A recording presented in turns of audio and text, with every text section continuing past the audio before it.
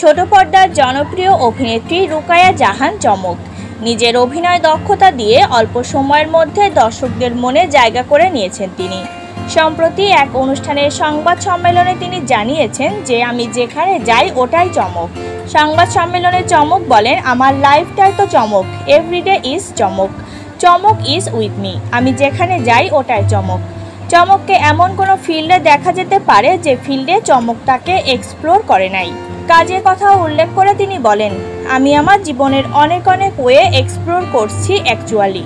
যেমন আগে আমি মনে করতাম যে আমি দুটো অসাধারণ নাটক ও ওটিটি কিংবা সিনেমা করলে সেটা বোধহয় অনেক বড় একটা অর্জন হবে, কিন্তু আমার কাছে এখন জীবনের অর্জন সংজ্ঞাটা একটু বদলে গেছে।